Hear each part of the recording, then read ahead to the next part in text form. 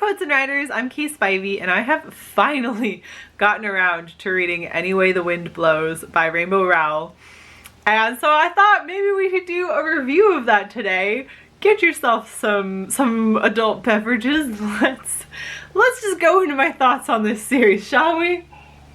Can I just start off my review by saying it is so nice that she finally wrote a sequel to Carry On. Because honestly, Any Way the Wind Blows is the sequel to Carry On that Wayward Son just was not. Where Any Way the Wind Blows felt like a strange interlude between the two. Like, it felt like, I hate to say it just in case it's not true, but it felt like Rainbow Rowell had written a completely different story and she wanted to write this really great road trip story about some different characters, do something completely different, and the publishers were like, no honey, we really need a sequel to Carry On from you. So she was like, fine. And she just slotted the names of the Carry On characters into Wayward Son and decided that it worked.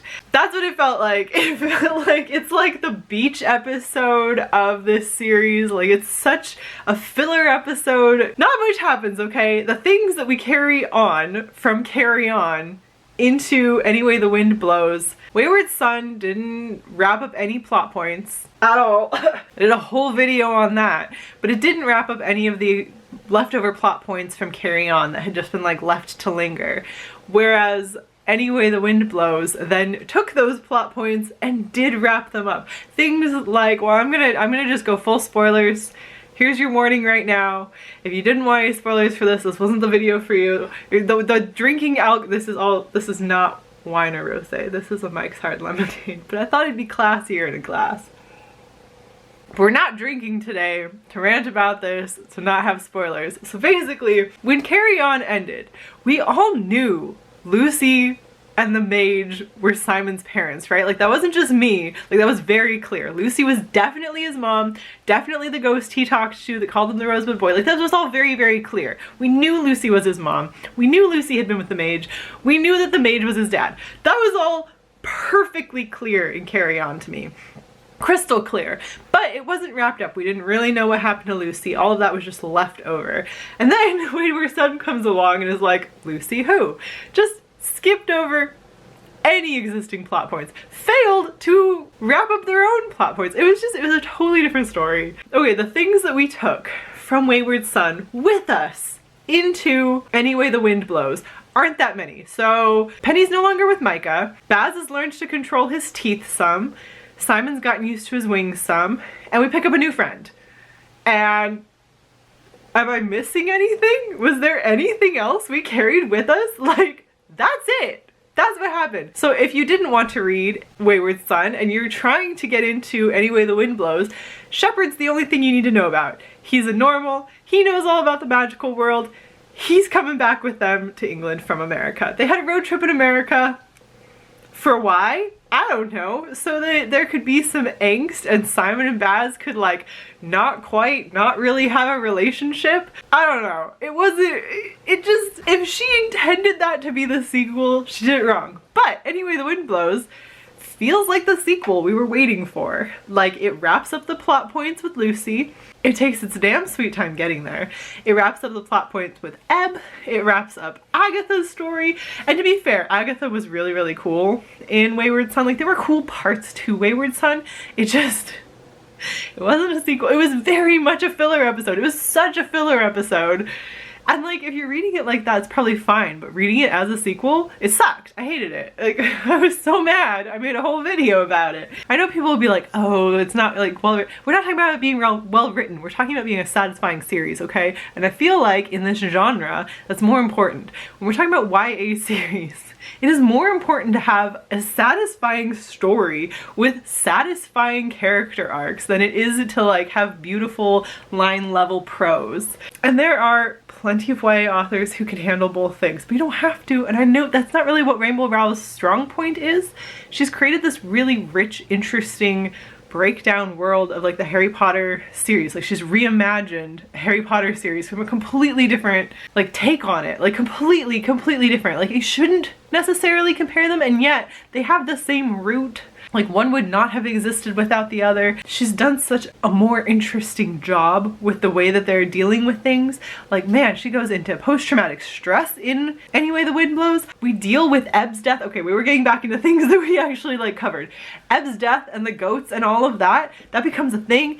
Agatha gets some closure. She gets a lady relationship. I loved that whole thing. I was like, did it need to be there? Maybe not, but I loved it anyway. Like, I loved everything going on with Agatha. She got some closure, especially because Eb died to save Agatha's life.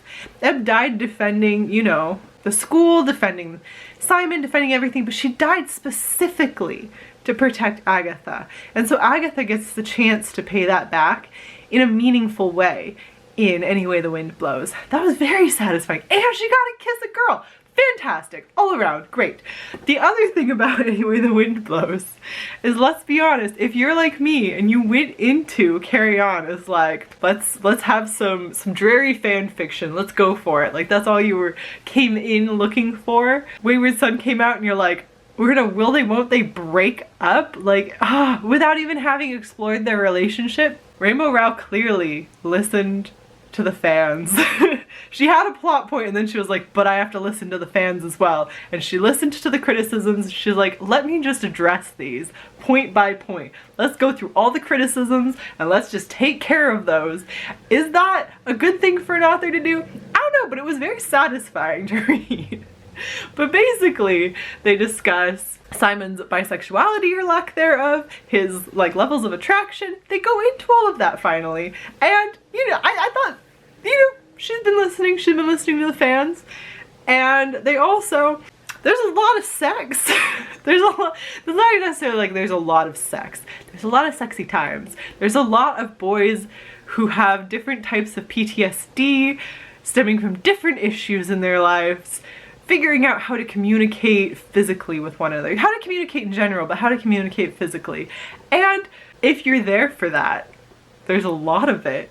And it's really quite fun. I enjoyed all of it. But if that's not what you're there for, that is a large portion of this book. This is like, it is a huge portion of the book. Simon and Baz figuring out how to have sex is an enormous part of the book. There is so much of that if you're not there, just skip it. Just only read Carry On. It was fantastic on its own. I don't have the other books because I listened to everything on audiobook and I've only bought the physical copy of Carry On. Everything else I listened to audiobook, which by the way, I didn't even look. Was it a different narrator for Any Way the Wind Blows? I feel like I really thought he did such a good job in the first two books. Even though I didn't necessarily like Wayward Son, I thought the narrator was still good for the audiobook. But I just didn't have that same feeling for Any Way the Wind Blows. It wasn't like he did a bad job. I just wasn't like, wow, this guy's doing a great job. I was just like, continue to read me the story. It's fine.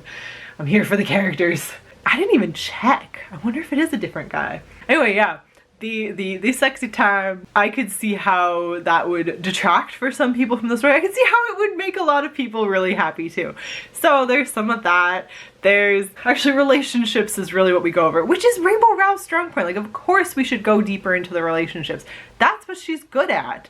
And so we do. We go into everybody's pairing up. Everybody's getting their happy ending. The Baz is on to Nicodemus. Like, that was an open-ended thing. We get some closure. Like, that was a thing and we get closure on it. There was just like a leftover open-ended things. There were so many of them in Carry On, and they were little things. Like, the ending of Carry On is good and the whole story has wrapped, but there were tons and tons of threads that were just left hanging. They were just, you know, thoughtful threads. We get closure on them, which is what a sequel's supposed to do. Which is why it's nice that she's finally written one after the weird interlude that she had written previously that I think kind of ended up turning a lot of us off of the series. Like, honestly, I was kind of like, wow, can she just like not write a sequel? Like, she can write a sequel, okay? I'm here to tell you she has physically written a sequel now, finally, many years later. One where the characters don't feel out of character, one where the plots don't feel out of a different story. If she didn't intend Wayward Son to be a completely different story in a completely different series with completely different characters, then I'm shocked. Especially now with this one. It felt like that. It just felt like that was never intended to be the sequel to this, and that now we have a sequel.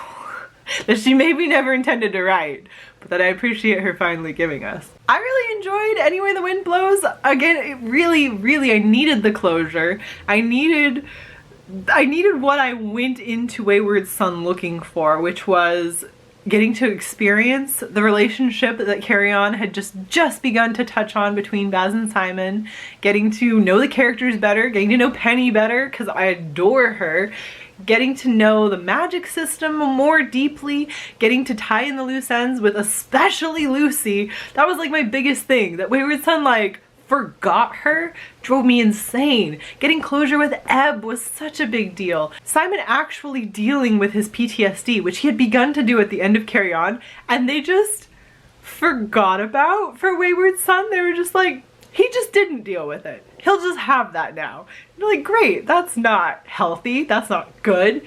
And then, okay, that was another thing I guess we took on. Because Simon didn't deal with his PTSD, it created PTSD within their relationship for Baz. And I guess that is another thing that we get in Wayward Son that we then have to deal with in Any Way the Wind Blows.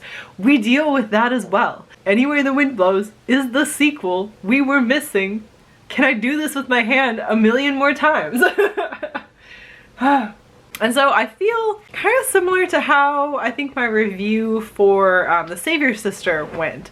If you were a fan of Carry On and you loved it, you like me felt like you really needed some closure, you really wanted just a little bit more time with the characters, Any Way the Wind Blows will do that for you. It's great in that sense. Is it like a standalone masterpiece on its own? Absolutely not. It is only a sequel. It is only good in relation to Carry On, which can still stand by itself. Definitely. If you like road trips with some magic and maybe no closure to any plot points whatsoever, then maybe Wayward Son. But I genuinely think you could skip it. There's not enough we gain from that we then need for Any Way the Wind Blows to work. And those things that we did need, they kind of go over early on. They kind of get them all brushed out of the way early on. So what are you really missing? I mean, it wasn't a bad book on its own. It just was a really bad sequel and really infuriated me with the way they opened up this potential and then failed to resolve the promise they made in the promise of the premise. I made a whole video. It's just, that was really irritating at the time. Generally, my review of Any Way the Wind Blows is good. Finally we get a sequel. I appreciate it. And that's about all I have to say, honestly. Like, I could rant on, but there's not much else to say, so I will just talk to you again very soon. Good luck to you. Good luck to all of us. Bye.